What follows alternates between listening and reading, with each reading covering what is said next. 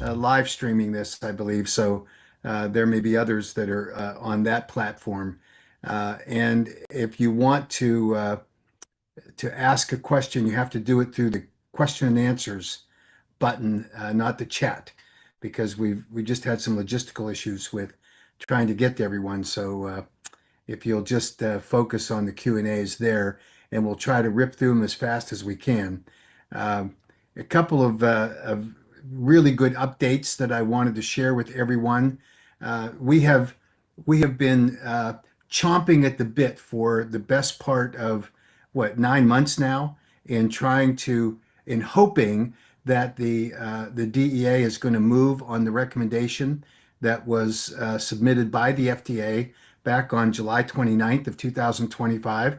And we're hearing some pretty good confirmable rumors that they're very close now. They're doing some last minute evaluations, and we're hopeful that they'll have it wrapped up here in the next couple of weeks and that we'll see some real progress there. We're equally hopeful that the FDA is going to make the needed adjustments to the FDA and Kratom website, because that is a catalyst for so many of the state enforcement actions that rely upon what is a poorly framed description of Kratom and its regulatory status at the federal level. And some of these states have very confusing food laws that interact with the FDA Food, Drug, and Cosmetic Act, which creates a lot of confusion along the way. So we've got some real hopeful signs that we're finally getting close to the end of the road on that score. And interestingly, the bill that was filed a week and a half or 2 weeks ago by Representative Bilirakis from Florida to the Ban 708 Act, I think it's HR 8000, that apparently was done at the request of the Department of Health and Human Services and FDA to prod the DEA along, because they've been frustrated that there's been a lack of action. And so that intersection with the federal agencies kind of pushing each other along is a good thing, I think, overall. So we're hopeful that that movement on both of those issues, the scheduling of 708 products and follow-on synthetics by the DEA, and then of course the FDA website update. There are some states that, if you've been tracking the emails that have been sent to you, I call them the hotspot states. I'll just give you a quick update on these. They're rolling fast, and so please stay alert for the emails. Do everything you can to respond to those emails with the specific instructions that we're providing to you. Sometimes they change depending on the circumstances, but some of those hotspots today are the state of Kentucky. That's obviously a bill that is currently sitting with the governor's office.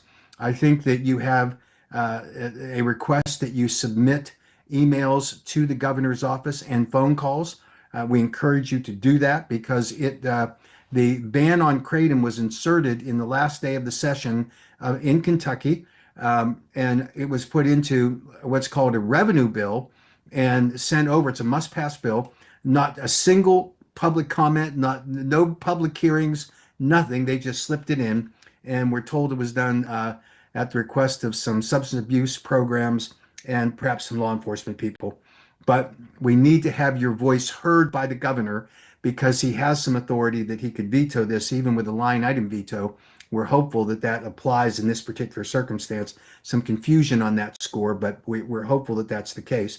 And I can tell you that in Tennessee, we're quickly getting to the same spot. On Wednesday, the Senate Finance Committee, and everyone should be emailing the Senate Finance Committee members, will hold their hearing before it goes to the floor in the Senate. And the purpose of that Finance Committee review would be to look at the current estimate of the fiscal note, which we know is substantially understated, because the fiscal analyst for the state of Tennessee used the data that's available for drug addicts that are on the SAMHSA website, which is the Substance Abuse and Mental Health Administration here in Washington. They don't look at the average consumer. And when you use the correct methodology for determining the number of kratom consumers in a state, which is based on the prevalence data in the peer-reviewed published article that Oliver Grumman and his colleagues published. It's 9.1% of the population, which drives in the state of Tennessee,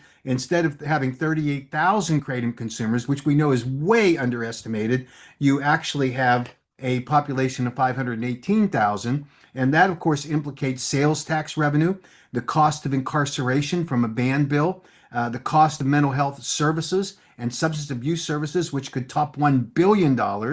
And instead of there just being a fiscal note impact on the state of $1.2 million, just the sales tax losses at the state and local level, and the states have to reimburse the local level for state action that reduces the sales tax revenue, and the cost of incarceration, which are direct costs to the local arena, you're talking close to $20 million rather than 1.2 million. So obviously, we're hoping that the legislature wakes up to this, and certainly we want the governor to pay attention to this. So any support that you can provide in the state of Tennessee is we're grateful for.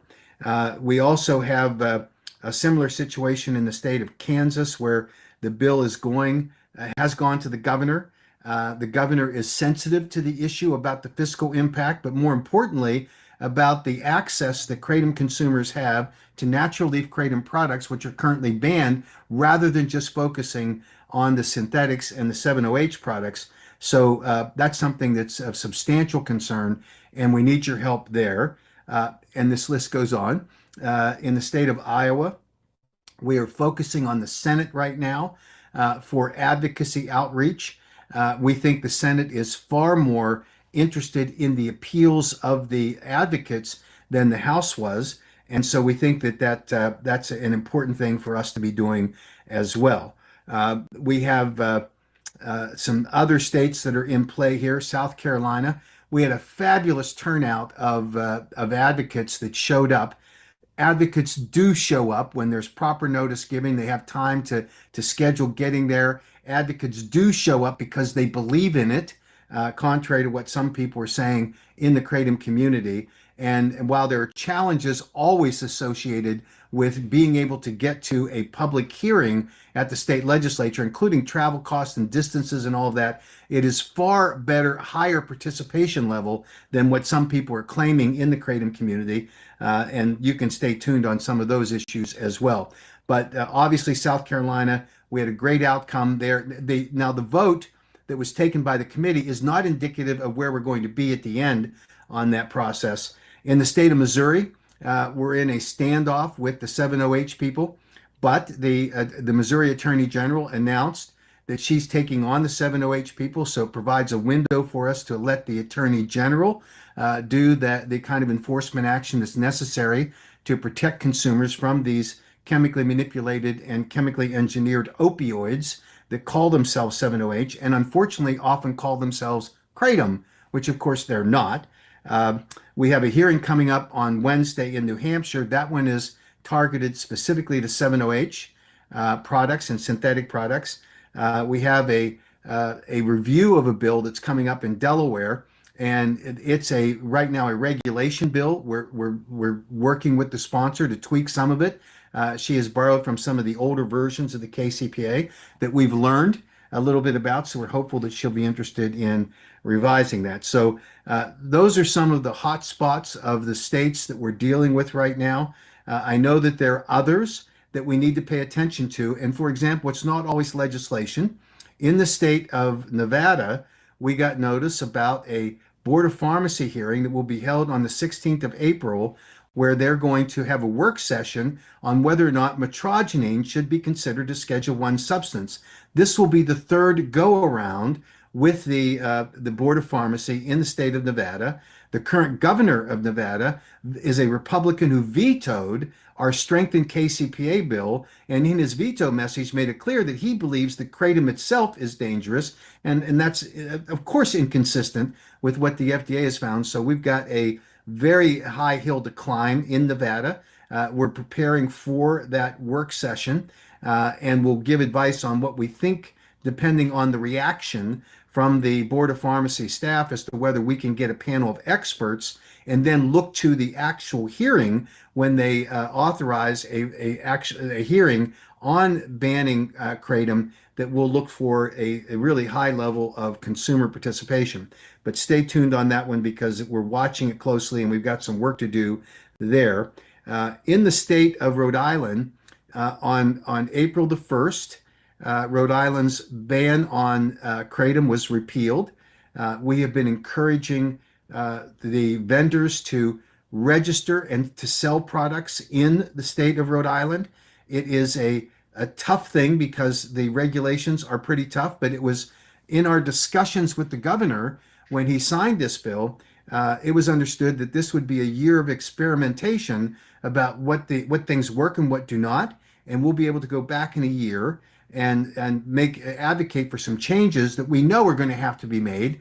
But the executive agencies and the Rhode Island government wanted to put some pretty tight restrictions on us, which we don't think and today do not believe are necessary along the way. There is a provision that a state legislator in the state of Rhode Island wants to add. Her name is Michelle McGaugh. She is a pharmacist. She hates kratom. She believes that it's dangerous, and she has been a persistent critic of kratom and throughout the process of repealing the ban and enacting the KCPA.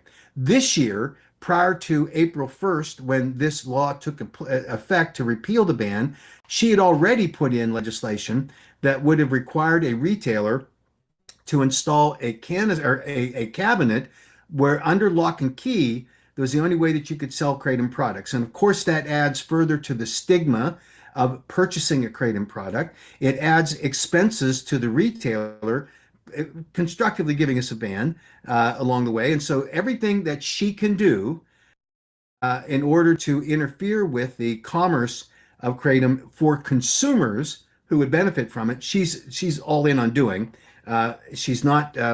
I would say that she's not the typical legislator who would welcome input.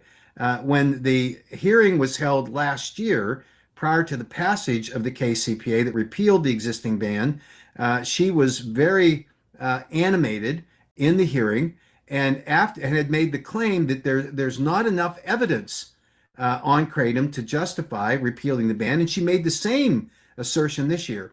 Last year, in the hallway after the hearing, I made the offer to her that we could provide additional scientific evidence funded by the National Institutes on Drug Abuse, and she glared at me and said, "There's nothing that you can send to me that would change my mind about kratom." A pretty surprising position for a state legislator to have when it is her duty and obligation to represent her constituents, not to prosecute her personal bias against a product. But yet that's where she is currently. And during the testimony this year, when asked under cross-examination by a fellow colleague, a member of the legislature, about what her objection to kratom was, and she said, well, because it hits the mu opioid receptor. And he said, well, this is Representative Brian Patrick Kennedy, who's a great champion of the kratom deregulation and removal of the ban, said, well, would you apply the same standard to any dietary supplement or food group that hits the mu opioid receptor? And she said, absolutely, I would. And of course, that includes many consumer products that hit the mu opioid receptor, including cheese. There is an ingredient in cheese that converts when it's ingested and it hits the mu opioid receptors. So she hasn't answered that question yet. I've challenged her with some press releases and we're working through it, but it just shows you how difficult that kind of thing is. So Rhode Island, we're grateful that Representative Brian Patrick Kennedy and Senator Hannah Gallo, along with the support of Speaker Shekarchi and Senate President Larson, there are a number of other legislators that helped on it, that we were able to, for the first ban bill to be repealed in the United States. We're hoping others will follow. But Rhode Island was obviously a great thing for us as we move forward there. One of the things that I have been asked over the past several weeks, and it occurred again today, in a discussion I had with Senator Ricketts' staff, who was the principal author and who the senator who had circulated the letter for the signing of 11 United States senators that was celebrated by the anti-kratom community because in that letter these senators encouraged the FDA to consider banning all kratom. And in the conversation with the staff of Senator Ricketts this afternoon on Capitol Hill, they were very interested in learning about the difference between 7-hydroxymetrogenine and other synthetic products that are chemically manipulated and chemically engineered in order to be full-blown opioids, as described by FDA Commissioner McCary and Secretary Kennedy. Uh, the staff member was surprised, very interested in learning more, accepted a number of the scientific studies that I presented to her that were funded by the National Institutes on Drug Abuse. And so it opened the door and opened her eyes to where they might have benefited from having a more balanced approach to the evidence and data that supports the safety of kratom. But the bottom line, the bottom line is this. There is no middle ground that anyone in the kratom community should entertain as being a basis for allowing the 7-OH people to live and let live. And I know that there are some people who advocate for the position that while they're not advocating for a 7-OH vendor, they do think that people should be able to use whatever products they want and that they should not be subject to any ban on any product. Well, let me tell you, that is the death knell for the kratom natural leaf plant products. Because if you say that, exactly what's sweeping the nation right now are the circumstances where states are mixing the two together. I sat last week in Nashville, Tennessee, and was the designated opponent of the Tennessee ban. And the representative of the Tennessee Bureau of Investigations sat as the proponent supporter of the kratom ban, and he testified that kratom causes euphoria. I explained that I had just taken a little over 2 grams of kratom 45 minutes before I testified because I fell and hurt my hip really bad and my back, and that I wasn't feeling any sense of euphoria. So how could he make that claim? And of course, I think I was speaking coherently in testifying before the committee. But the TBI guy said, oh, no, it causes euphoria.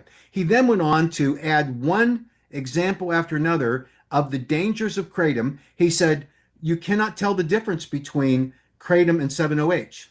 He said, we just can't tell. So you've got to ban it all.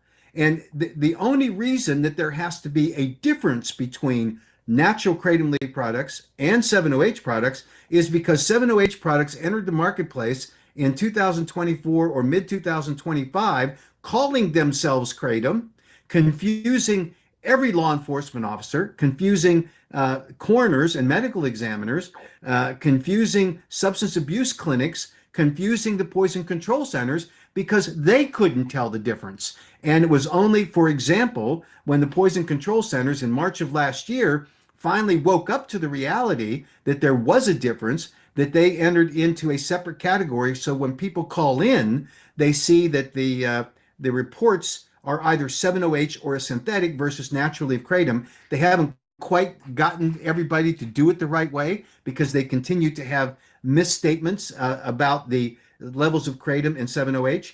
When the Utah ban bill was defeated, but the onerous regulation bill was passed, they had the state medical examiner's office up there testifying before the Utah legislature saying that it's just hard to tell the difference, and that while there was polysubstance abuse and there were synthetic products, they just couldn't tell which was which. And again, the only reason that that conundrum exists, the single reason, is because 7-OH is on the marketplace. And here's the critical factor.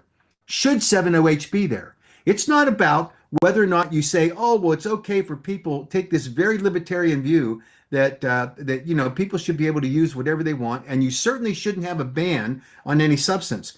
The truth is that the standard for market entry under the Federal Food, Drug, and Cosmetic Act has one defining purpose, and that is to protect the health and safety of consumers in America. And there is a specific requirement that prior to market entry, that the specific criteria for market entry is that you have to have a reasonable basis for safety under the conditions of use. That's a specific standard. It means you have to prove that your labeling, the product formulation is safe, and that the specific labeling instruction that you provide is accurate. And that's the basis for market entry. And the 70H, the Hart Group chief scientific officer, stood publicly in a forum that was organized for the purpose of examining this issue by the American Kratom Association and said, we didn't have that information. And we still don't. Now, that was in late 2024. They hope to have something in 2025, and certainly by 2026. They did not have it prior to market entry.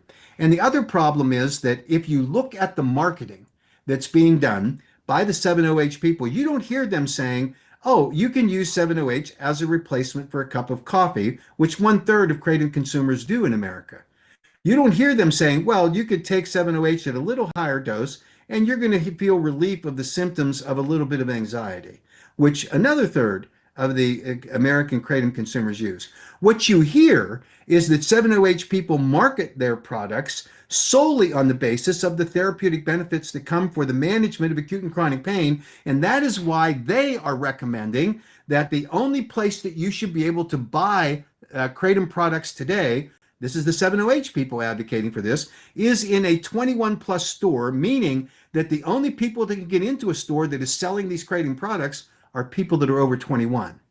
And they say that they all should be put behind the counter, and they have no problem with them being behind a lock and key. Well, that's great for the 1/3 of the kratom consumers who use it for acute and chronic pain, but it's 100% virtually of the 7-OH community, and the other 2/3 of natural kratom leaf consumers are excluded from that paradigm, stigmatizing them if they would even go into those kind of establishments, and certainly eliminating a broad swath of the natural kratom leaf product formulations. So anyone who sits and says, oh, I'm just going to let them do what they want to do, we don't want to have bans, you're making a mistake, because that is the nail in the coffin for natural kratom leaf to be banned, because they're going to confuse it, they being the 7-OH people. They're going to mislabel their products just like they did in 2024 and 25 when they came on the market.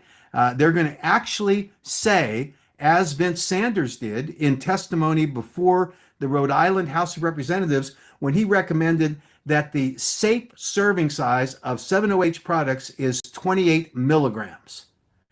28 milligrams. They don't have the safety for 1 milligram, and yet they're up there promoting it. It was the same Vince Sanders who sat before the Massachusetts legislature in a committee hearing and said, you could take 2 pounds of 7-OH in a bowl, he said, and I can consume it right now and I'd have no ill effects. Now, does anyone believe that? A legislator caught me in the hallway afterwards and said, well, let's let him do it. Let's get 2 pounds of 7-OH. Let's hook him up to all the vital sign machines, and we'll know exactly the moment when he dies, because he surely will die from taking that kind of 7-OH. And we know that that's likely true when you look at the effects that 7-OH has. You can go to the FDA's the FDA and 7-OH webpage, and you can see the documentation they have about the effects that people are experiencing in this highly addictive, very potent product that binds to the mu-opioid receptors in a very strong fashion. But even for them, the 7-OH manufacturers, it wasn't good enough, because they wanted the addictive effects to drive consumer sales to be higher. So they created sublingual chewable tablets and strips. That's what they did. And they said in testimony before the California legislature that they believed that those kind of products should be gone, and that they were no longer being sold in the 7-OH marketplace. 2 or 3 days later, I ordered the sublingual strips, the sublingual tablets, the chewable tablets that dissolve in your mouth, and the MGM 14 and 15. I had those products delivered to the offices of the American Kratom Association, so they're not even screening for who they send it to, and they all arrived after they were supposedly no longer being sold on the marketplace today. So what that shows, I believe, is the 7-OH people will say and do anything anything that they need to do in order to maintain their market presence in the marketplace today. They have to be held accountable. And that's just the way it is. Now, I would also point out that there are some in the advocacy space for the 7OH who openly mocked me for saying that 7OH is manufactured using the high concentration chlorine in baking soda, the same chlorine that you use in shocking your backyard pool. There is a podcast group that said, "Oh, that is ridiculous. How could anyone say that? I mean, that's just ridiculous that anyone would think that that's the way that these things are said." And they mocked me and Chris McCurdy for saying it. But here's the problem: Chris McCurdy and I didn't say it. It was said by Vince Sanders, who is one of the principal 7OH manufacturers in the United States, and he's the one that said publicly that that is the way we manufacture our products. He said it is pull shock chemicals, high concentration chlorine with baking soda added. And yet, this is what happens when you have the tolerance for 7OH. 7OH is ruining the experience for kratom consumers. And the 708 people like to say, oh, well, this is just a turf war between battles. No, it's a safety war.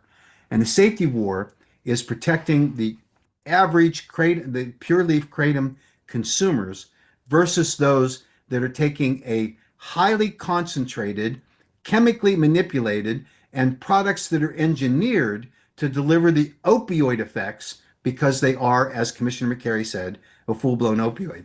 This battle will continue until the kratom community rises up and said, we're done.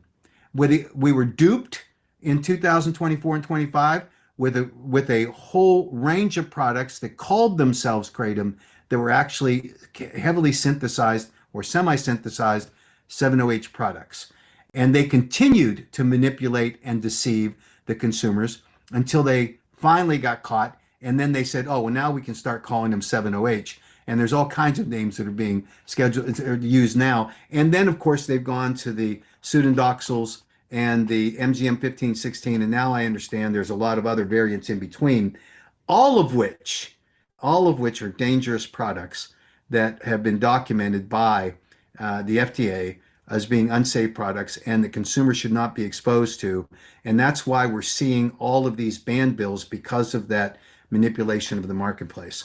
So with that, I'm going to stop and we'll go to the Q&A side of this and we'll see what questions people are asking along in terms of this. So uh, Jeff says, I love the weekly update you do with Misty and Jennifer. Thanks for all you do, Mac. That was great. They recommended that I do a segment that just update the community. So, Jeff, thank you. I'm glad to join them. It won't be every week, but it'll be most weeks. I'm going to try to do it as best I can. Josh asked, do you know if the ban bill in Kentucky will disallow mail orders or only prevent kratom from being sold in retail shops? It was a one-line insertion that bans all kratom. And so I think in that circumstance, it's going to ban everything. If it's the possession of it and including the sales that will be a problem. So I think that that's a real problem for us along the way. Adam asked, is this an emergency recommendation so they can do studies in the meantime? I'm not sure whether you mean federally or state. If it's a federal level, we obviously they can do studies, albeit through some limitations, although there was a bill passed in the legislature in July of last, or in the Congress in July of last year that allows for more relaxed standards for scheduling. So if 7OH is scheduled at the federal level, they will have the opportunity to come in and do what they should have done in the first place, and that is to go through clinical trials to produce what they think is a clinically significant drug, and that would require all of that being done. So, Adam, I hope I answered that question. Adam also asked, does the DA schedule cover similar drugs like 15OH or whatever the hell they plan on coming out with in the future? It's hard for them to do that.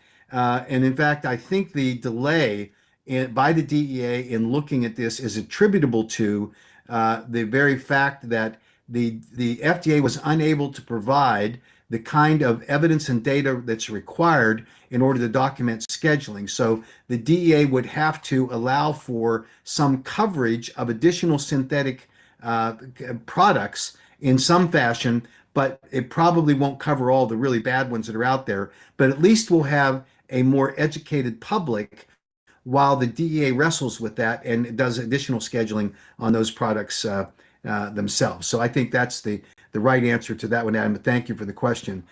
Dane asked, can we write letters for states we don't live in? Also, what do I do for phone calls? Do I ask to speak to someone, leave a message? So at the federal level, you want to ask for the staffer that handles FTA issues. At a state legislative level, rarely does a state legislator have more than one, maybe sometimes two staffers. You simply, when you make the phone call, tell them the bill number that you're calling about and your either opposition or support to it, depending on whether it's a regulatory bill we support or a scheduling bill for 708, which we support, but not for kratom, naturally kratom. So I think that's what we want to do. And these are always important conversations to have. Phone calls work, and you should do them, and emails work as well in order to get the volume of the number of hits on an office by a legislator to a legislator. And so I encourage you to do it. Um, Rand says Minnesota appears to be advancing in age regulation. Good, absolutely. The ban bill is dead in Minnesota. We do have a regulatory bill. We're working with the sponsor. She's not quite there yet to go where we need to be, but she is willing at this point to just consider an age limitation. And we need a little more clarification about what a kratom product is distinguished from what the Minnesota Department of Agriculture claims is a food that is not permitted under the Federal Food, Drug, and Cosmetic Act and how it overlays onto Minnesota law. So a little more work to do there, but we're making some good progress. Mandy said, why do you think there are so many states being targeted all at once, all of a sudden? One word, 7OH. This is the problem in this industry, and anybody that has their heads in the sand and doesn't see it and doesn't understand it or tries to marginalize it or excuse it doesn't know what they're talking about. We were on track to have more than 25 states pass the KCPAs this year, and now we're immersed in this confusion because of what 7OH has done to this marketplace in the same way that the 7OH manufacturers deceived the public in 2024 and 25. They have deceived legislators in the same way and regulators at both the state and the local levels because nobody can tell the difference. And it's on their backs for doing it. And that's why, Mandy, that we have all this problem. Don says, I've been working on all states. I've called the Kentucky governor's office. Great. What I was unclear is how to email it, or is it the page that says contact me? You have to do it that way. Just get on there and put in the information on the contact page because that's what will work for you. But certainly keep calling. Thank you for doing so. She said that she'll continue to call around because a lot of people do not know about Kentucky because they just snuck it in. They did.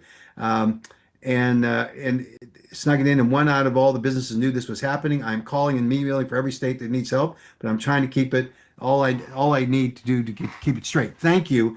And you can email and call from other states too. That's not always favored by the state representatives or the governors, but you can do it. And unless you get blocked from doing it, I would encourage you to do so. Rand says midterm elections can fundamentally change the political landscape. Does a potential shakeup in state legislatures fill you with any hope?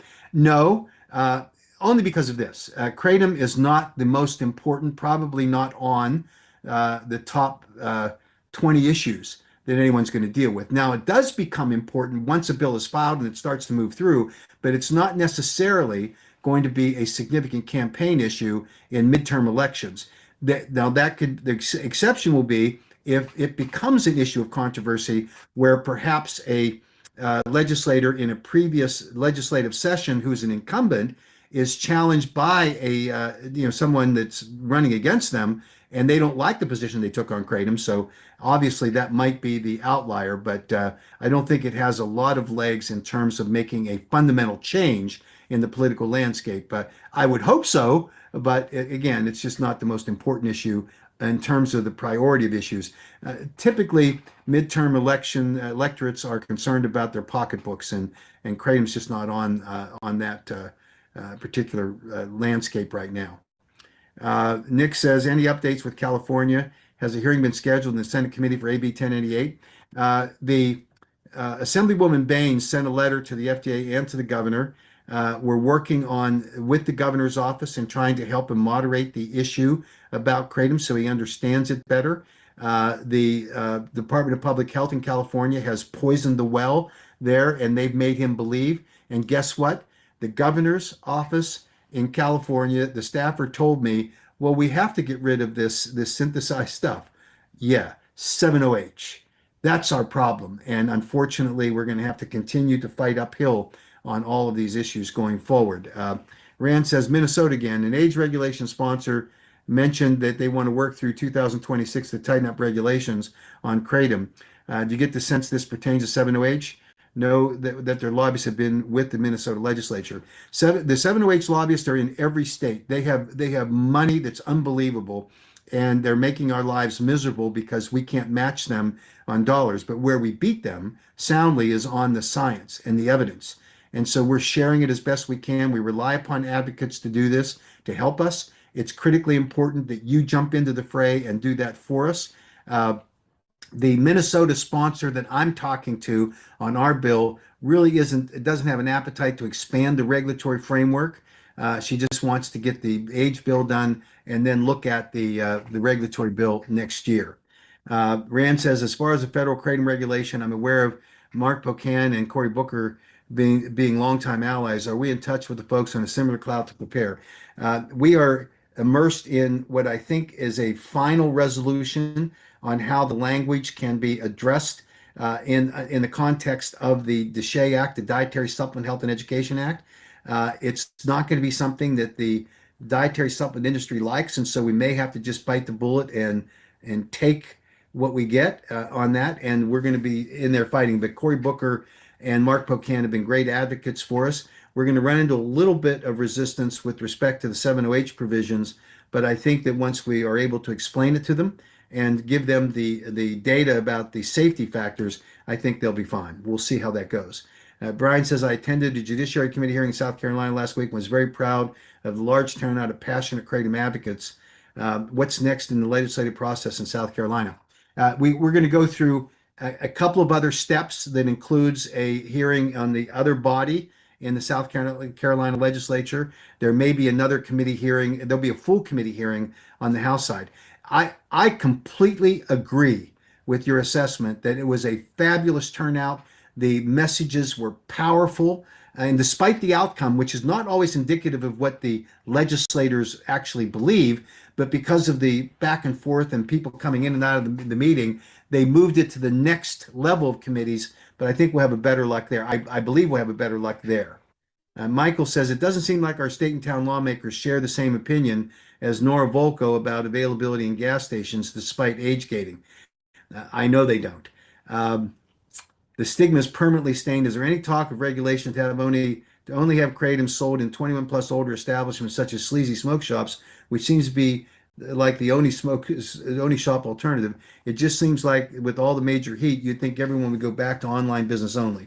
So Michael, you raised a couple of issues. One, the reality is that Nora Volko is right on the issue, meaning that it is not about where you buy it. It's about the product formulation.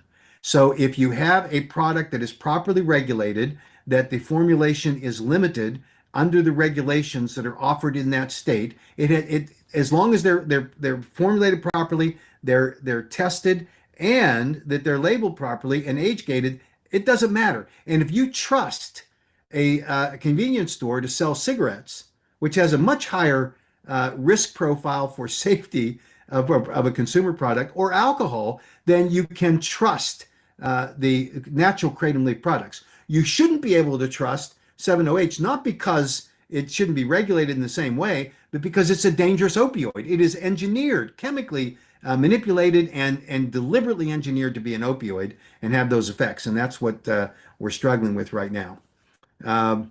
Michael goes on to say, I get it, reputable vendors, financial impact. I understand about the street addict and no beds available, but we cannot save everyone. I agree with that. I feel we may have the ability to do damage control by not standing out as and continue drawing this massive unfair negative attention. I wish we had a golden strategy because it feels like the sky is falling, walls closing in. I know it's frustrating, and I've seen exactly what you're talking about, Michael. I think that we need to stay the course where we are right now because we are winning the day. And when we can eliminate 7OH, and if the DEA does their job, that will be the policy argument that we'll be able to make. And then it goes back to what is the safety profile of natural kratom leaf products? Stephen said, should we be contacting the Tennessee governor alongside the committee now or wait for the governor until if it moves? So I have talked to the chief of staff in the governor's office. We're trying to get a meeting with the governor personally. We think the fiscal note is the key factor there. We need to focus on the Senate for now, but we're going to shift pretty quickly to the governor's office as soon as we get the signal that they're not going to ask, the Senate will not ask for a revised fiscal note, which they should do. So stand by for that, but we're going to be in the governor's ear here in just a few days. Then Stephen asked, can you speak briefly to the Ohio KCPA and the Ohio Board of Pharmacy? So the Ohio KCPA, there's some states that are in session for most of the year, and they tend to be much slower than the states that have very fast, schedules. And a state like Utah is 45 days. Most of the states have 3 or 4 month sessions. So Ohio tends to be slower, as does Massachusetts, New Jersey, some of the other states, North Carolina. So we have to work on the KCPAs in their regular order, which is frustratingly slow, but we continue to work there, and we're on track in Ohio for getting the KCPA passed. The Ohio Board of Pharmacy has formally commenced and is in the process of the 7OH ban. They have not yet published the regular rulemaking for metrogenine, and we don't know what the delay is on that, but we expect it. And when that happens, then it will go through a hearing, which we're going to ask advocates to jump in and help us with. And then it will go to a legislative committee called the JCAR Committee, the Joint Commission on Rules or something, and they will have a say in whether or not the rule proceeds. So we're gonna work hard on that. Um, Melody asked, do we have a DC date? We're talking about a congressional briefing. We should have that concluded by by the end of this week, and it will be in May. We're negotiating on the actual confirmation of the room. We have a verbal confirmation, but we don't have a written confirmation yet. So Melody, look in the next day or so, and we'll certainly have it by the end of the week, and it'll be in mid-May. When we do this, it will be in the Capitol Visitor Center. It'll be a two day process, and the first day will be where we have a hill visit by a fly-in by Kratom advocates, and we're going to put up a section on our website where people, advocates who want to come, they're looking for some assistance, can ask for vendors to help them. And so we'll see how that plays out. We hope we will get a lot that way. But the reality is that not everybody's going to be able to be funded because there's a limited amount of funding by the vendors. So we'll just do the best we can on that. Stephen said, should we? Oh, I've already done that. Jason says, is there a veterans advocacy group that I can join here in Texas? We have uh, Kratom Safe for Veterans. I can't remember the exact title. John Shinholzer runs our veterans program with the AKA. You certainly should join that. And then we're identifying in the individual states where there are Kratom groups who help us. But certainly, Jason, reach out. Just email the AKA, and we'll connect you with John Shinholzer and his group.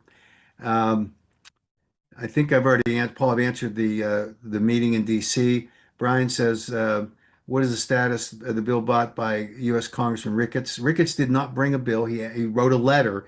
The bill was filed by Congressman Bilirakis from Florida, and that went through a hearing that was generalized to a number of potentially dangerous substances.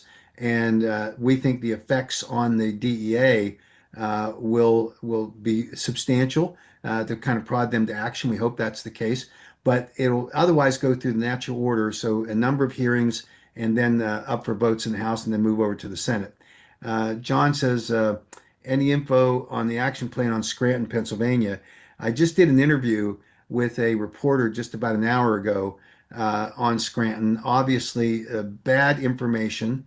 It is incredible how they mix the two substances, natural leaf kratom and 7-OH. They don't know the difference. And the reporter was reading to me the actual ordinance and then some of the statements made by the council people, and you could tell they were conflating the two. Again, 7-OH is the problem, not naturally kratom. So we're going to keep working on that. So, John, thank you for the question, and we should have an alert out on Scranton that you should look in your inbox, and hopefully you will be able to do it. It'll be a 2-week process. They meet tomorrow, and then they meet a week from now before it becomes final. So we're going to have to be mobilized. Kevin says we need to mobilize like 2016. This is so devastating. What can we do to mobilize a large federal push to highlight the massive destruction of 7-OH and all the synthetics? They're not kratom at all. I was given a 14 milligram tablet of 7-OH and it felt like an oxycodone pill. Then this is ridiculous. I agree. I've been consuming kratom for over a decade, and these products are no way, shape, or form kratom. Agreed. And you need to tell that to the legislators that you contact. We are going to have to mobilize as we did in 2016, an even larger group now because we've grown so substantially. So that's sort of the business end of what we're doing. We need help, and do not succumb to this nonsense that are peddled by some who say, "Oh, we're just for kratom too. We just don't think you should ban 7-OH." Those people are going to be our death knell, and so obviously we want to fight back and protect the natural kratom leaf product. Mike says, have you heard any updates on the Kentucky ban bill since it got to the governor's desk? No, that just he's considering our positions. There were letters sent to him today to the Kentucky governor and to the Kansas governor from Dr. Rahul Gupta, who's the former director of the White House Office of National Drug Control Policy, who himself was a Democrat, was there during the Biden administration. Hopefully that will have impact on the Kentucky and Kansas governors. We also had a letter sent by Representative Brian Patrick Kennedy from Rhode Island telling these governors not to make the same mistake that Rhode Island did, that kratom doesn't meet the scientific criteria for scheduling, and it certainly has all the negative side effects to the population of legitimate kratom consumers. So we hope that that'll be the case. Um, Mary asked, what is the latest update on Minnesota? I've already given that. On Michigan, we have a real battle on our hands because the Michigan speaker yanked our bill out of committee, took a kratom ban bill, put it on the floor, killed our bill in the committee, put obviously the ban bill, and he used a rarely used rule in the Michigan House where he forced all of the representatives to stay in their seats until they passed the bill that he was demanding they pass. And overwatching it was that watching over all of this was Patty Wheeler, who claims that her son died of kratom, and that, of course, is an open question about the various cocktail of drugs that he may or may not have been on. And she was watching over the actual vote by the legislature in Michigan. So very disastrous. Now, my understanding is that our appeals to the Senate are having a real impact, and it will go to a committee for a review. And it's not a slam dunk for the Speaker of the House there because I think he overplayed his hand, and we're going to continue to work on this hard. Um, uh, let's see. Matthew says, "What did you say happened in South Carolina?" This is recorded, and so I'm just going to encourage you to watch it later rather than repeat this because I've talked about what happened down in South Carolina a couple of times. John says, "Any traction in KCPA in Pennsylvania?" It was tabled last month, but we have another meeting with the staff that's scheduled for, I think, next week. Maybe it's this week, a Thursday. Maybe it's next week. But anyway, we're working on that, John. Thank you for the question. And we're still alive and well in Pennsylvania. There's an appetite for a regulatory bill to protect consumers. Melanie says, anything going on with Paxton, the AG of Texas, and the lawsuit he filed, and that's got to do with 7-OH? Attorney General Paxton and his staff have been fabulous. They're leaning hard on the 708 people. Litigation takes a while, but it is a great signal to the legislature in Texas that has a session coming up in January of this year. So I think that that's a very positive step for us. Um, uh, Robert asked, can I send a letter of testimonial to the state official in a state other than where I live in order to help the cause, or should I limit my outreach to my state only? Uh, do all of it, and as much as you can do. We know it's a hassle, but certainly do it if you can, and your voice will obviously add to the group of voices that are being done there. Nicholas says, do other consumer groups have strategies to prevent bans being slipped in at the last minute? Do your lobbyists have strategies to avoid this? There is no way that we could have known that. We had a lobbyist on the ground in Kentucky. The recommendation from a substance abuse group that got the ear of one state senator. He slipped it in because he could. He was the chair of, I think he was the chair of the committee, and it nailed us. There's no way we could have predicted. There was no rumors about it, no rumblings.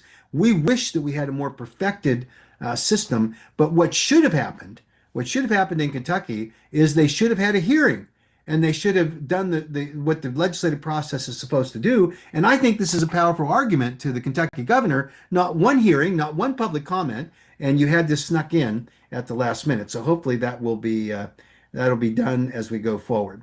Rand says, you mentioned potential clinical trials. I think in relation to the FDA, does this imply in any way an attempt to make the whole leaf kratom prescription only? There are not, to my knowledge, any clinical trials that are ongoing on metrogenine as a new drug application. I know that there is a proposal for a new drug application for a chemically modified and manipulated alkaloid related to kratom, but I don't think it has the sufficient funding yet to move forward. But natural kratom leaf products are not currently subject to a new drug application, or one that I'm aware of, along the way. The Illinois KCPA, Michael asked, what's the bill status for 4737?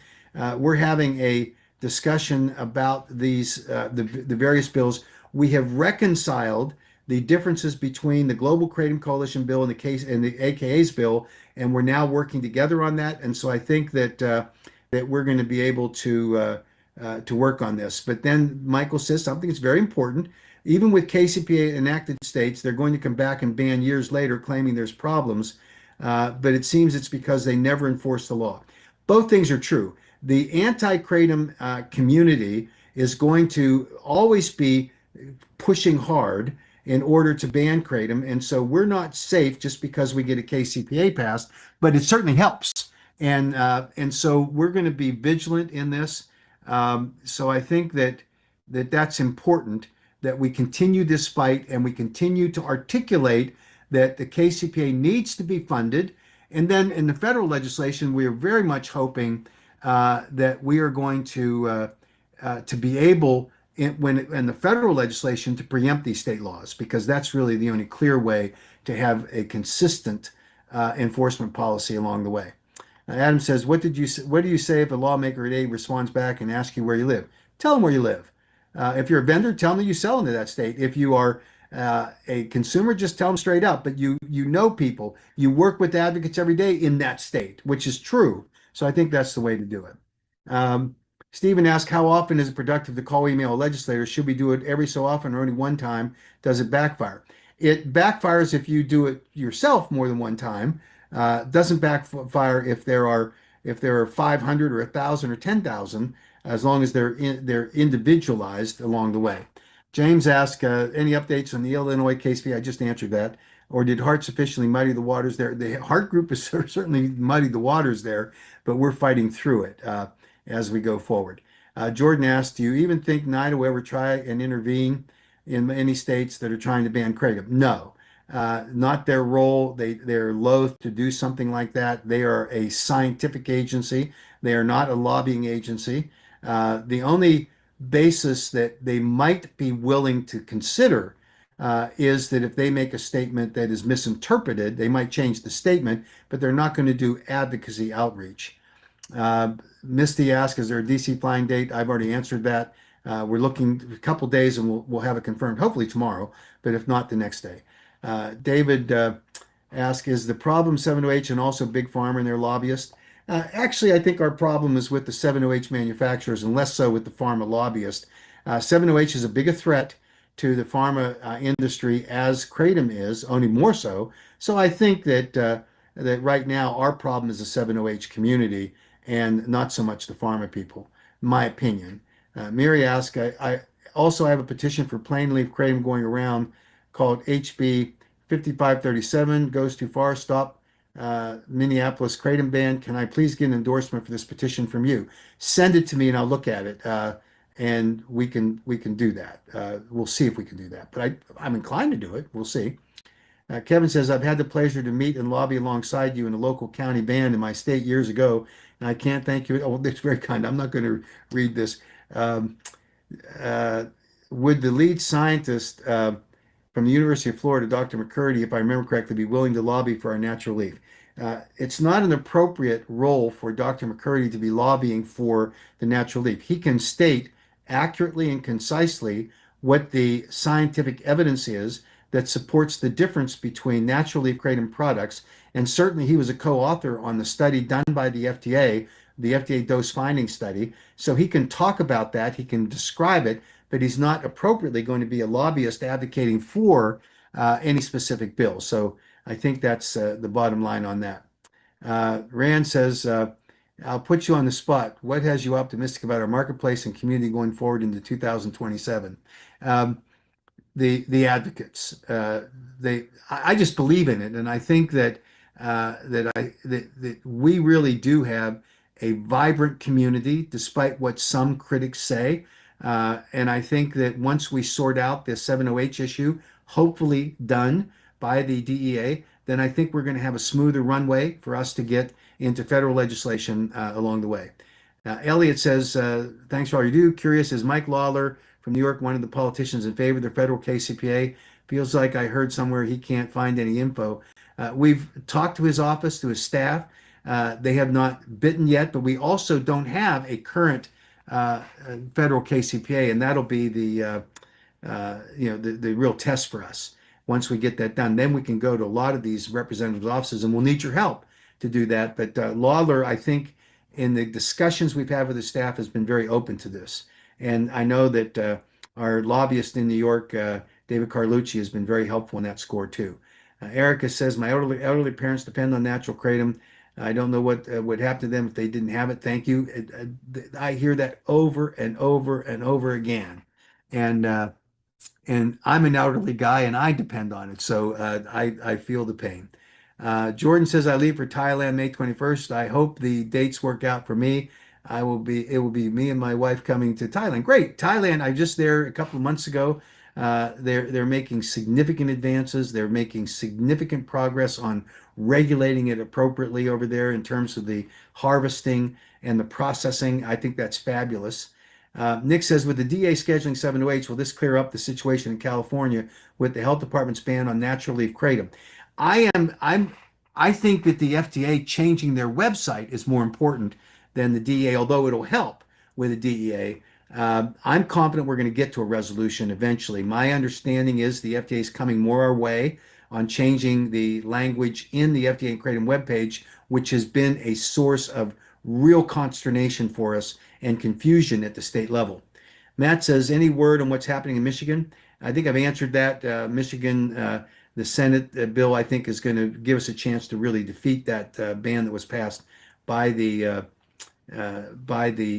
House. And you ask if there's time in the future for citizens to express their kratom stories in front of the Senate. Absolutely. There will be a hearing, and we hope that happens. Now, it's all dependent on scheduling and timing of these hearings, and so we have to see how that plays out. It may be this bill will die, and that'd be fine. We don't have to talk about it, but it certainly will be something that we will take advantage of. And you're right.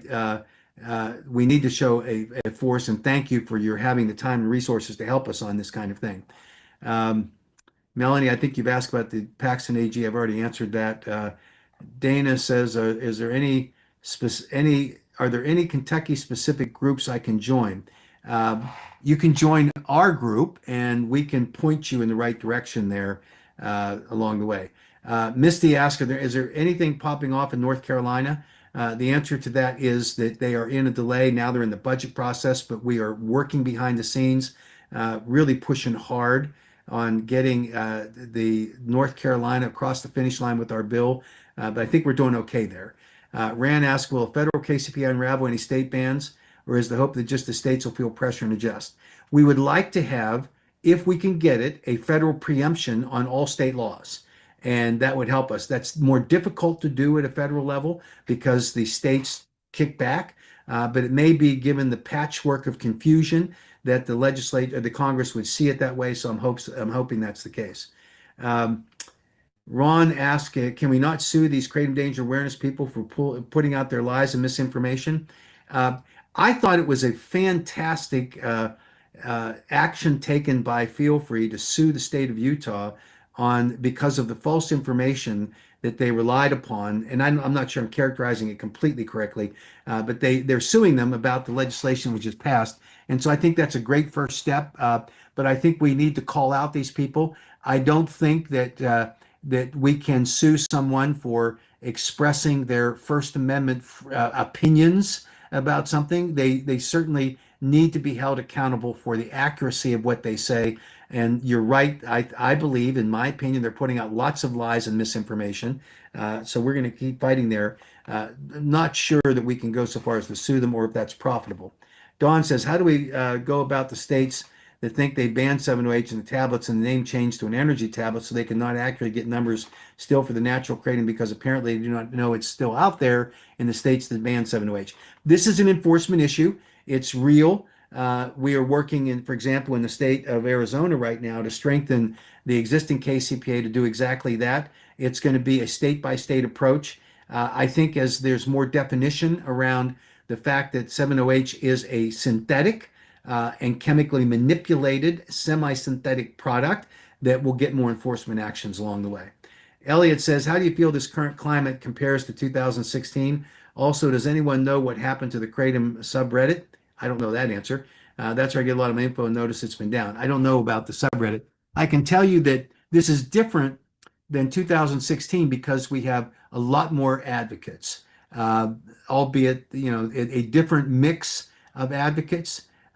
So this is just one of those things that we have to work through. But I think that we've got a more inertia that's building at the state level, because obviously we focused in 16 on a successful effort to undo the proposed kratom ban federally. So they're different, but we still have to work there. Jordan mentioned he meant that he hopes the dates work out so he can come to DC. I do too. And Jordan is a fabulous advocate, doing a documentary. I think it's terrific. Angel says the Kentucky governor just banned 708 without banning kratom itself. Does this give you confidence he will veto this ban? I'm not sure I understand that. There was a KCPA that was passed in Kentucky that did ban 708, and it didn't ban kratom. The complaint from the group, as I understand it, that advocated for the ban on all kratom was because you can't tell the difference, can't enforce it. So that's part of the 708 problem, the disinformation problem. So that's, I think, the problem here. Ida says, I'm an 80-plus-year-old grandma, and I've been using natural kratom powder for nearly 10 years for chronic hip pain. I take it at night, about a tablespoon and a quarter cup of water. I'll be glad to write advocacy letters. I'm in Georgia, and I did send several emails when Georgia was discussing it. I don't know what happened in Georgia. Well, Ida, first, thank you. You're my hero, and you should keep sending those letters. What happened in Georgia is that there is a person who occupies a seat in the Georgia legislature, and his name is Rick Townsend. And he fancies himself to be this great consumer protector. He is a shill. He is a shill for the trial lawyers. And he can't even sit and give a straight answer to me about any recommendation I make, because he said, well, let me think about that, which is code for him going back and asking his puppeteers in the trial lawyers whether he can agree to that or not. But here's something that's worse about Townsend. In the last legislative session, he was promoting a ban bill, and that ban bill was being defeated, and he knew it. And so he proposed a substitute bill in the committee. Now, on that particular morning, we're all sitting in the committee hearing, and he's up there to propose his substitute bill. There was a glitch in the internet service for the legislators. So the legislators who would typically have access to his substitute bill would pop up on their iPads, and we should be able to get it. It wasn't there. And so the committee chairman asked Rick Townsend, describe the differences between your substitute bill and the previous bill. And he glossed over a couple of things. It was a specific question. And the question was, tell us what your bill does that's different. And one of the differences was that Rick Townsend didn't tell the committee was that under his preferred substitute, his proposed substitute, was that kratom could not be sold in the state of Georgia unless it was grown and harvested in the United States. Now, you would think that would be a significant change. You would think that he ought to disclose the fact that that's an effective ban on all kratom products, but he didn't do it. Now, the good news is that I don't think that Rick Townsend's colleagues think much of him because that bill died. Now, he likes to say, oh, it's because the lobbyists did me in.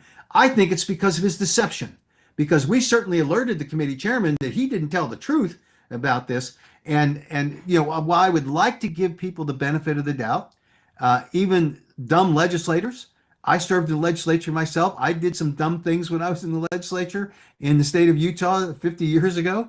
45 years ago. I would like to think that they're all smart, and I get it. You can make mistakes. These mistakes don't appear to be unintentional mistakes. They appear to be deliberate and very disappointing for someone like Rick Townsend to stand up there and try to tell the people in Georgia that he's standing up for consumers. He's standing up for trial lawyers, and that's it. And I can't see any other pathway for a conclusion different than what I just articulated along the way. Rand Holman, do you know much about the Louisiana ban reversal bill proposed by Beryl Amedee? Does it have a chance? I do. I've spoken with Representative Amedee a number of times. We think it's a terrific bill. Whether it has a chance or not is a question that we're going to have to see resolved in the legislature. It's a tough legislative body. This is where we had Representative Vigilo, who was the House sponsor of the ban bill, who, when asked in May of 2025, whether by a colleague, well, does your bill really address the synthetics or is it the natural? And she stood up and lectured her colleague and said, there is no such thing as a synthetic kratom product. No such thing. And anyone who told you that, and you tell the lobbyist who told you that I was born at night but not last night, there is no such thing as a synthetic kratom product. That's almost verbatim what she said. Now, of course, that was in May of 2025. On July 29th of 2025, Secretary Kennedy and Commissioner McCary stood up and said, we're banning this synthetic, semi-synthetic, and chemically manipulated 7-OH. I don't know what to say. Now, hopefully, I've met personally, along with the chairman of the AK, with the governor of Louisiana. He's willing to help us navigate the process to see if we can get to a good outcome. And then he might be inclined to help us when it comes to whether he would sign or have the issue of a veto on whatever the bill is. But in this case, it's a good bill that Representative Amedee is pushing. So Christopher asked, what can advocates do in the off season? Would it be good to tell advocates what they can do? For example, we would have passed the Idaho KCPA had we just had 30 to 60 days of pre-session advocacy.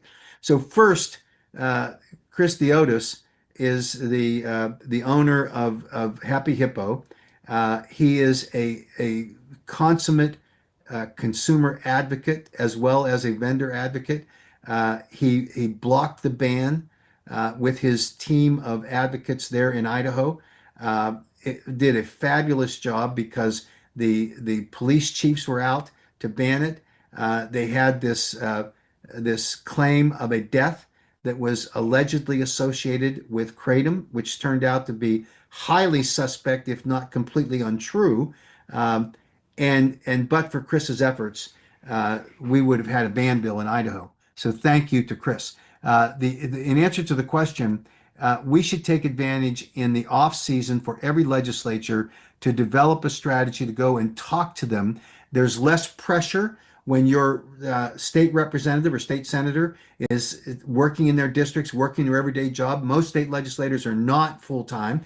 Uh, so it's a great idea to get out there and we'll do something to develop a sort of guidebook on what you can do in the time period between sessions. Chris, thanks for recommending it. I think it's a great idea. Misty says Claudia wants to do a peaceful protest in front of Brandeis University because of Andrew Kolodny. So a couple of things here. Misty, thank you. Misty is one of the great advocates of all time, and she references Claudia Morandi, who is not a kratom consumer, but has been a great consumer advocate in Rhode Island, and she nationally has a huge footprint in advocating for pain patients. And Andrew Kolodny, if you don't know who he is yet, you need to know him because he is now plotting, and I mean plotting, in order to get into the kratom space in the same way that he ruined the lives of so many pain patients that were being maintained appropriately on the right levels of opioid medications that they needed. And he was the champion of the pharma industry, the critics about opioids, and he cut off through his lobbying efforts the adequate amount of medication that people needed, and he thrust people into serious issues, including suicides and deaths that never should have occurred. Andrew Kolodny is a problem. When I confronted him, because he showed up at the Fifth International Kratom Conference, University of Florida, and he's walking around like he's just one of us. And I knew who he was, and I confronted him. We had a very unpleasant conversation in the lobby there over an extended period of time at that conference. He is not a person that understands the reality of what consumers are experiencing, and he doesn't care because it's about him collecting fees to testify in wrongful death cases that he's now targeting for kratom. So he's going to become a champion of the trial lawyers, and he's certainly no consumer champion. So good on Claudia for her efforts. We're going to be doing some podcasts in the near future, webinars with her group, with Claudia and some of the team that she's built. They are fierce advocates. We honor them, and we're going to help them in their effort in the same way they're helping us there. Claudia has stood shoulder to shoulder with me up in Rhode Island, was one of the main driving forces in getting the Rhode Island legislature to actually repeal their ban on kratom because she spoke so eloquently and forcefully on behalf of kratom consumers there.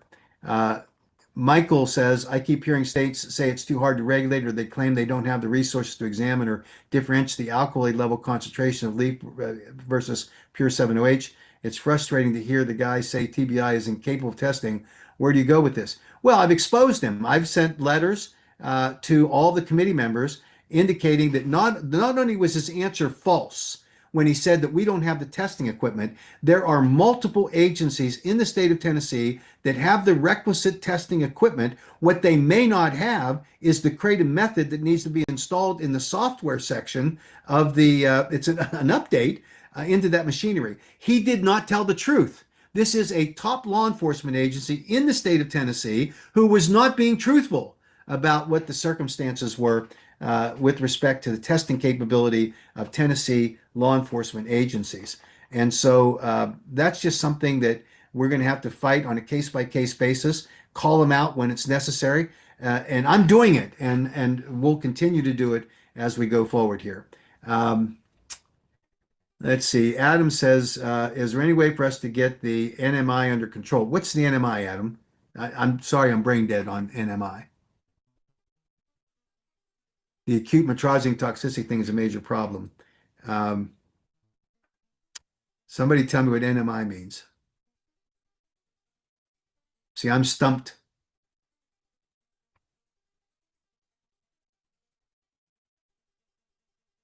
If we're talking about the medical examiners, this is just getting them to follow the correct procedures. If we're talking about the research that was just done uh, by the CDC for the report. I think that one's called the MMDR. That's medical examiners reporting. They even acknowledge when you read the actual report that the spike in poison control exposure reports and in the addiction levels and overdoses um, is really attributable to the 7-OH and its advent.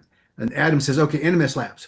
Um, so the good news about NMS Labs is that they published a peer-reviewed study where they acknowledged, called the PAPSM study, where they acknowledged that they don't know if there is a toxic level of metrogene concentration that would cause an overdose death.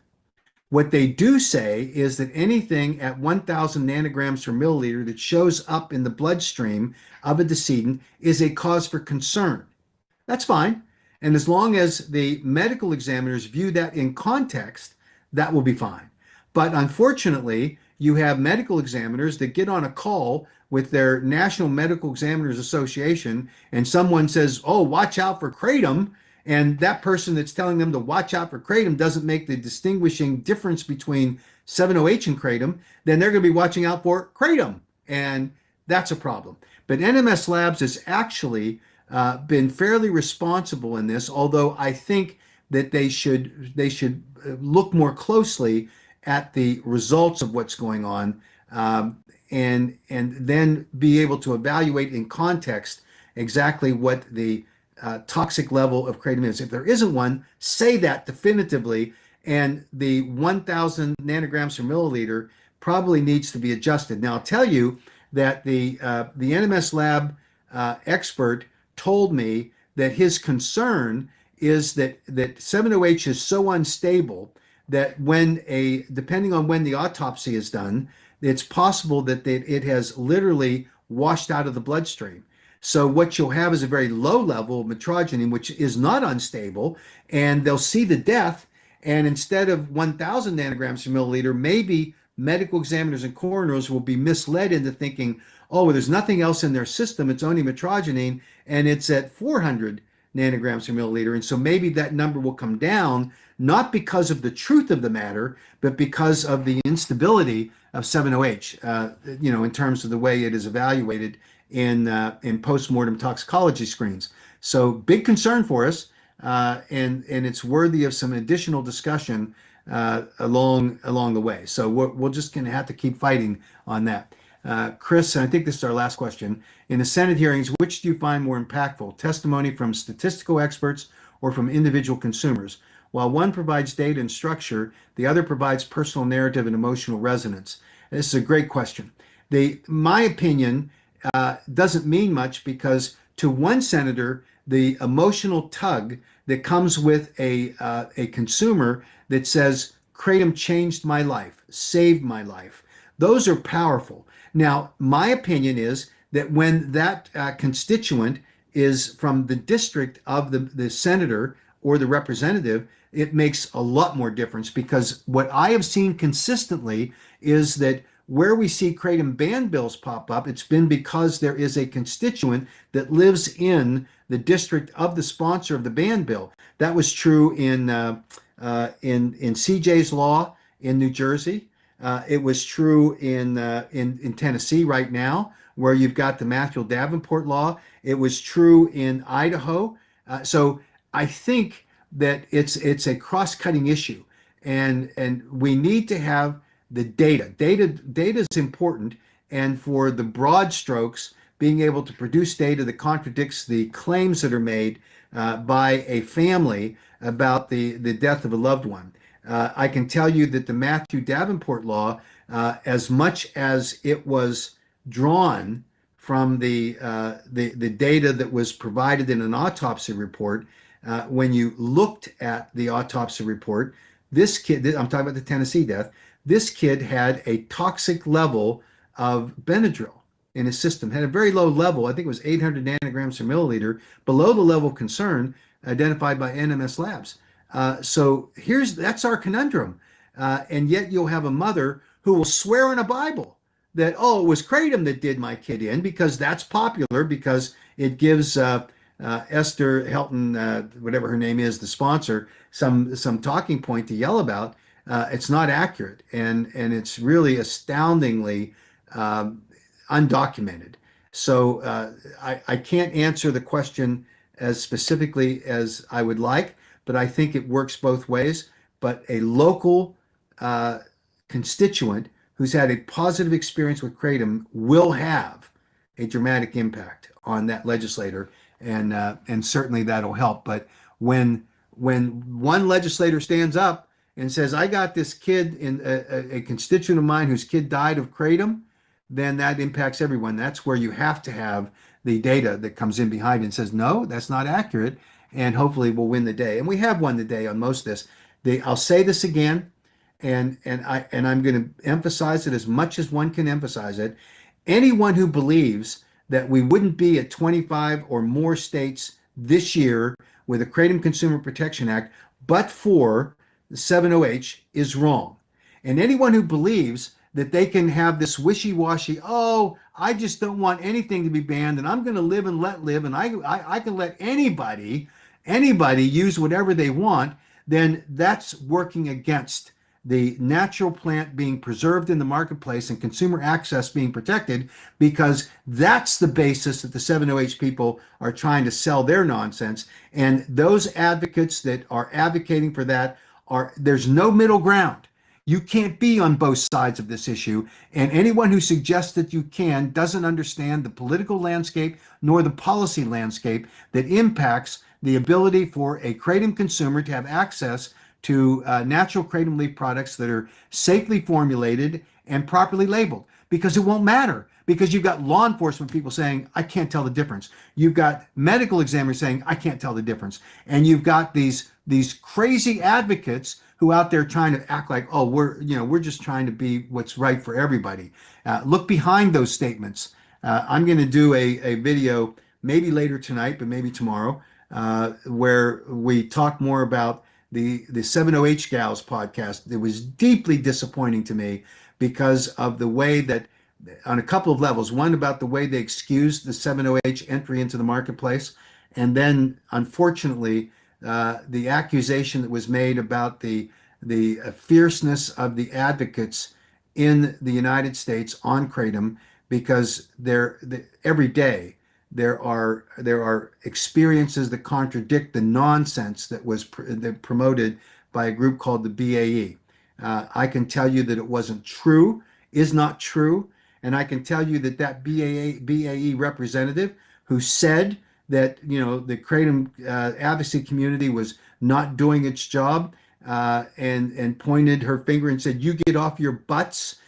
This is a woman who had 7 opportunities in the state of Montana, where she lives, where legislative hearings, Board of Pharmacy hearings, and interim committee hearings, and she wasn't at any one of them. And for her to say, you need to get off your butts, well, I don't know, 4 fingers are pointing back at you. And so, yeah, I got upset about that. And I know that I'm taking a little bit of criticism because, for example, the Madeline Sklar, who leads up the Kratom Gals, I call them the 70H Gals, my opinion, that she's upset with me because she said, oh, maybe it's because we're women. Well, that's all that's on that podcast. But if anybody thinks, and I'm only saving my criticism for women, I don't know. Ask Rick Townsend if that's true. Ask Vince Sanders if that's true. Ask Jonathan Miller from the Heart Group if that's true. Ask Nick Smith if that's true. This is nonsense, and I think that what we need to do is stay true to the actual messaging that we have. Understand that we can't be the savior to everyone, but we have a right to protect access to natural kratom leaf products identified by the FDA finally as being safe, and not to be drugged down by the 70H community. So I think that that is something that we're gonna have. And Ron's just making the suggestion that we have a national advocacy coordinator. We actually do. We are being overwhelmed by the number of the ban bills that are out there, both at the state and local level. And so we're playing catch up everywhere we can. We're doing the very best that we can. We're getting to as many hearings as we can. And so I think that that we're doing the best we can. But that doesn't mean that we're not going to try harder and that we won't be more effective. In terms of being able to articulate our message in advocacy and recruiting and training advocates. Like I said, we're going to put out a guidebook for how you can be a more effective advocate. I think that's a great suggestion. It comes from this meeting. So I think that that's right. I know we're going to continue with a lot of other stuff, but let me say thank you to all of you. Thank you for joining us. Thank you for being a part of this. Thank you for being engaged in this community. And we'll do the best we can. I am not going to be supported in everything that I say personally.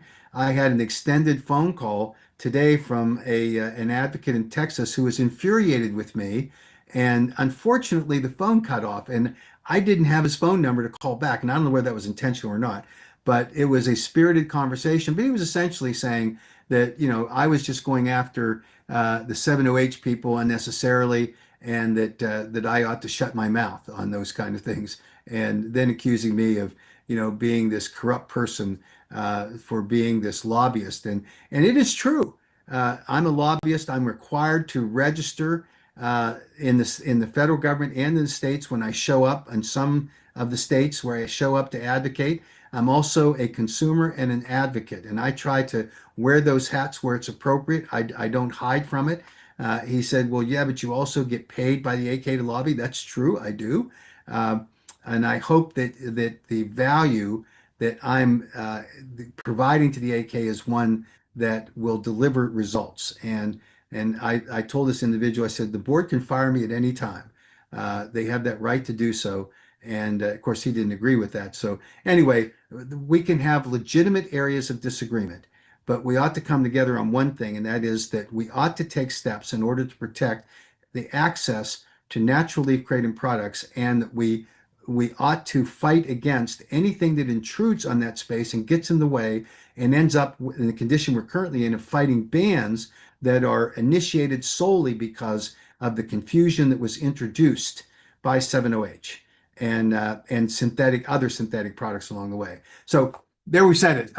I deeply appreciate all of you. I thank you for taking the time to be with us. I know we've lost a couple of people, but not many.